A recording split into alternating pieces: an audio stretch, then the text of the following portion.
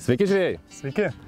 Šiandien, kaip matote, esame ant Skirvytės kranto ir Dariaus Beinoro sportinės žūklės Gargždų pila nario kvietimu gaudysime upėje baloninėmis meškerėmis. Tai yra, aš gaudysiu baloninę meškerę, naudosiu bolo plūdes, na, o Darius, kaip sportininkas, gaudys štekerių. Ir šiandien norime išbandyti jaukus, skirtus šaltam vandeniui, bei taipogi šiek tiek papasakosime apie bolo plūdes, kaip su jomis reikia gaudyti ir iš esmės kaip reikia gaudyti su baloninė meškerė. Na ir kaip visada žūklė prasideda nuo jaukų gamybos. Šiandien jaukus gamins Darius, tai yra jo receptūra, jisai čionais daug kartų žvejojęs ir žino, ką reikia žuviai pateikti, taip kad pirmin Dariau prie jaukų, o aš einu konstruotis meškerių. Jauką drikinsime vanilę, skista. Kaip bazinį naudosime uodų truklio lervą, na ir sunkinsime molių, klijuosime PV1 sausais klijais, saldžiais klijais. Šitas jaukas, būtent koja juoda, šaltų rudens sezono, yra puikiai tinkantis skirvytei. Na, uodų truklio lerva Lietuvoje naujiena, būtent raudonos spalvos, tai mes šiandien ją ir protestuosime.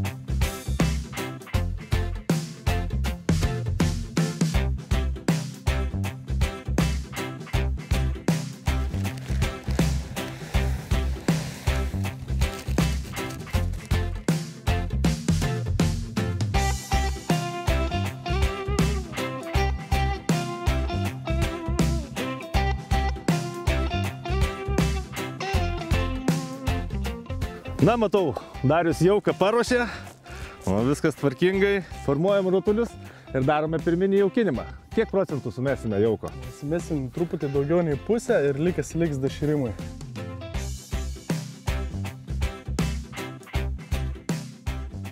Na va, iš karto bedarydamas pirmus rutulius gavau pastabų iš Dariaus, kad nereikia daryti apvalių, reikia daryti paplotėlius tokius, kad ne taip pridentų dugnu jauką. Nes stengsimės jaukinti į vieną tašką ir tuos mano apvaliuosius rutuliukus gali išnešti nežinoma kryptim.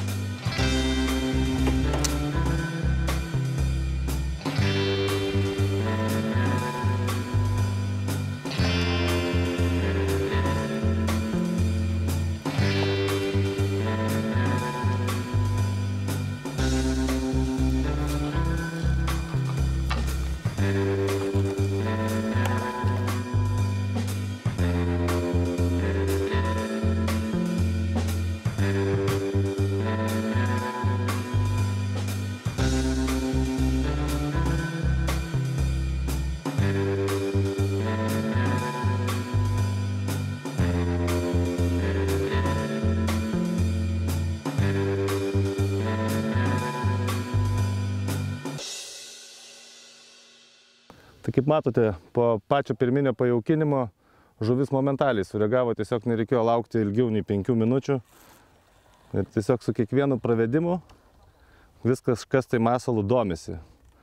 Ir kuom noriu dar pasidžiaugti, kad būtent šiandien naudojame kuojinį jauką. Ir, ištraukiau kažkieno palikimą, kabliuką. Naudojam juodą kuojinį jauką maišydami su uodo truklio lervas. Ir kol kas mums nei kiek netrukdo gaudyti plakiai. Ir matau, tiesiog Darius to patvirtindamas mano žodžius, vėl sėkmingai kažką tai traukia.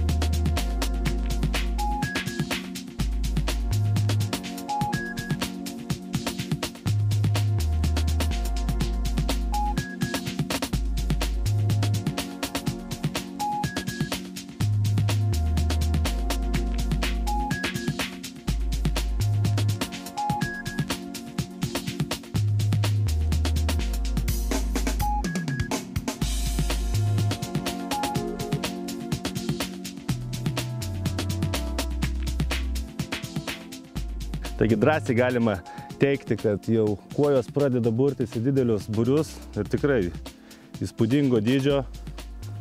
Taigi visiems tikrai rekomenduoju atvykti į Skirvytę ir pagaudyti šių gražių bei labai stiprių žuvų, nes srovėje įsitraukti tokią kuoją su liaunu įrankiu tikrai yra didelis malonumas. Na ir nebūtų Skirvytė, jeigu kažkas tai nenustebintų. Vienas kitas koks nors ir rimtesnis priešininkas. Kaip antai Dariui matomai, kad sazanas buvo. Manau, kad dar ne vakaras. ir šiandieną mes dar susigrumsime su kokiu nors netikėtų priešininku.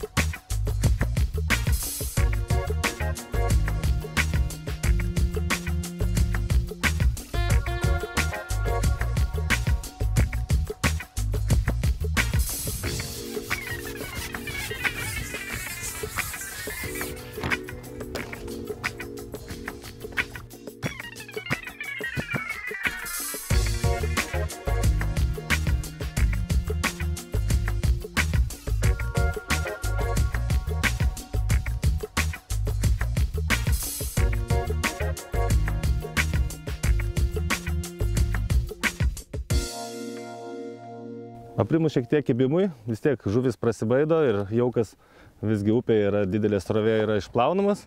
Laiks nuo laiko reikia įmesti po porą rutulių, taip kažkur tai kas pusvalandį, nes pirminis pakankamai buvo didelis jaukinimas. Dėl to dabar ir vanduo biškiai yra vėsesnis, dėl to rečiau jaukiname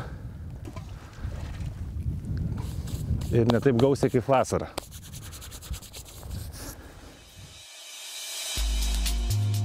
Noriu šiek tiek pakalbėti apie Kraluso bolo plūdes. Kas tai yra per plūdės? Mes jau ne pirmi metai su jomis gaudome upėje srovėje, būtent tai yra srovinės upinės plūdės. Kuom jos yra išskirtinės?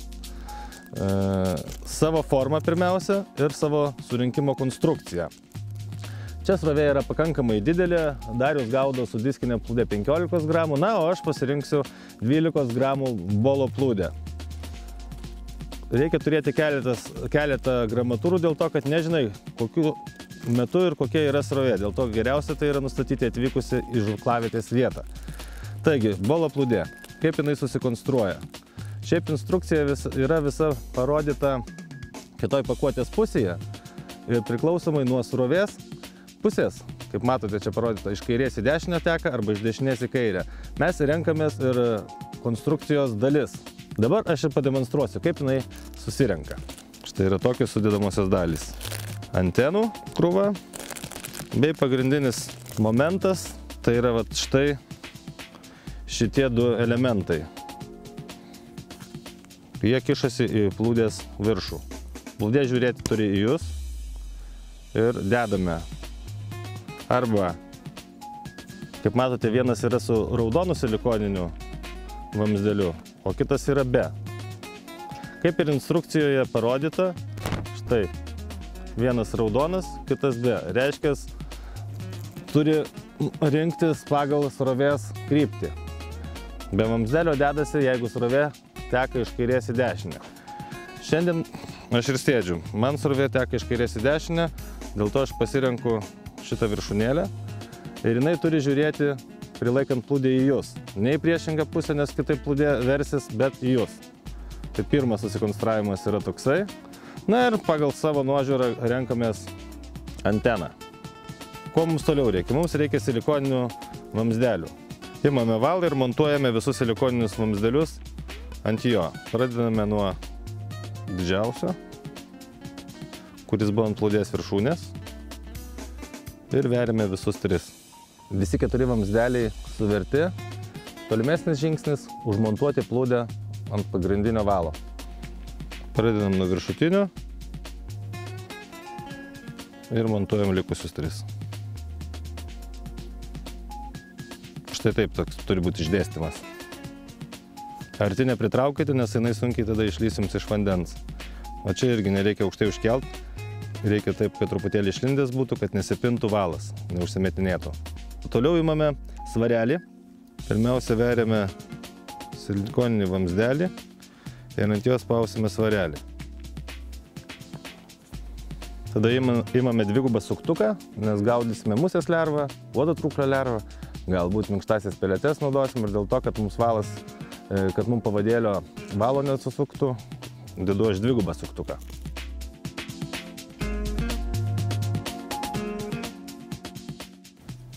Štai tokia paprasta sistema. Kaip matote, mano svarelis yra 15 gramų, o plūdė 12 gramų. Kodėl taip aš darau? Dėl to, kad vengrų gamintojas Kraluso rekomenduoja šitas plūdės persvirti nuo 5 iki 20-25% keliamosios plūdės galios. Dėl ko tai reikia? Dėl to, kad būtų kuo lengvesnė kontrolė plūdės srovėje.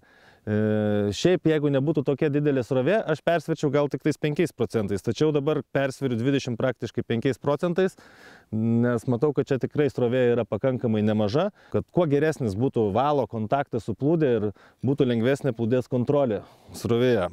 Po to pademonstruosime, kaip tai viskas vyksta.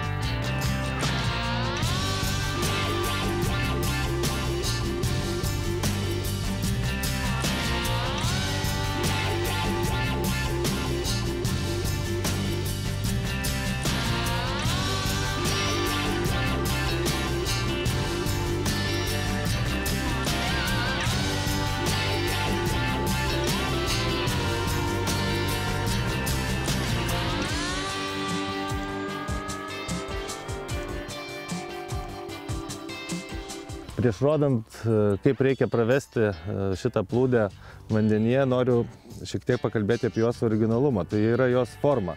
Kaip matote, jinai yra, kaip atrodo, perpjauta, per pusę būtų burbuliukas. Ir čia yra toksai išgaubimas.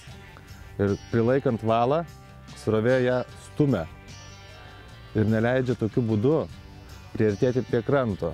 Ir kur yra privalumas, kad pasijaukinus toliau šiek tiek, gali ją laikyti ir visada pravesti vienoje linijoje, kur jūsų plaunamas bus jaukas.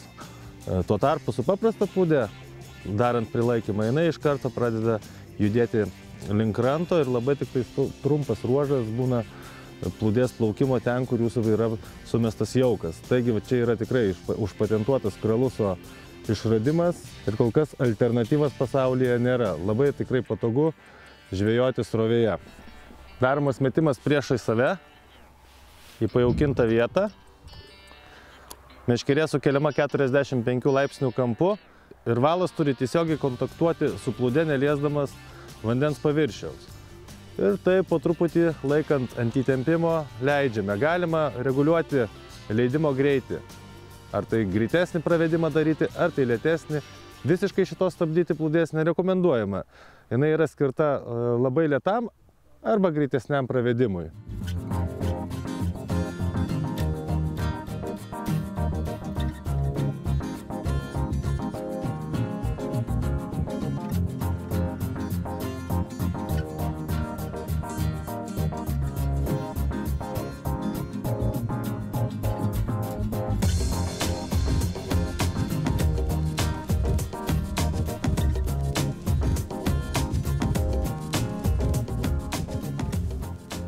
Na, žiūrovai, palikome ir jums žuvų. Kaip matėte, Dariui tikrai paskutinė žuvis mūsų suplanuota atitrūko, reiškia, jisai jums paliko bent keletą žuvelių, ne visas ištraukė iš skirvytės. Ir mūsų laida šiandieną juda link pabaigos. Ir keletas tokių pastebėjimų. Šaltui vandeniui tikrai puikiai tiko juodas kuojinis jaukas. Netgi šiek tiek nustebino, kad būtent musėtis ant tiek yra tinkamas kuojom, kad nei vieno plakio pas mus praktiškai nebuvo. Ištraukėme gal 2 plakiukus. Kas žvejoja skirvytėje žino kuo puikiausia, kad čia yra begalės. Reiškia, pirmos sureagavo kuojos ir jos tiesiog išstumė plakius iš maitinimosi zonos. Ir savaime suprantama, matomai tiko uodo truklio lervos raudonasis jaukas. Na ir pamaišius su moliu ir vanilės kvapu, šita kombinacija šiandien kuojom bei šapalams tikrai puikiai tiko. Ir tikrai noriu dar visiems pasakyti, kad išbandytumėte bolo plūdės, nes tikrai labai šaunus yra dalykas gaudinti stiprioje srovėje tiek Nemune, tiek, manau, ir Neryje. Reikia tik rinktis ruožus, kur yra tolygi srovė. Čia yra skirvytėje, yra idealiausios sąlygos ir galima kuo puikiausiai pravedinėti masalą ilgai pajaukintoje vietoje. Tikrai pamėginkite, čia jau nėra naujiena, daug kas yra pamilęs šitas plūdės, o kas dar nebandė, rekomenduoju. Na ir Dariui tikrai šiandieną buvo puikiai treniruotė prieš artėjančias jam varžybas. Tai yra pirmas turas kitiems metams, taip jau ruošiamasi yra, kuris vyks kaip tik tą savaitgalį, kai bus rodoma mūsų laida. Ačiū tau, Dariau, už puikią kompaniją. Va, kaip tik šitą gražią žuvim ir pabaigsime laidą. Dėkui. Nu, ką žiūrovai, susitiksime po savaitės tuo pačiu metu. Iki, viso.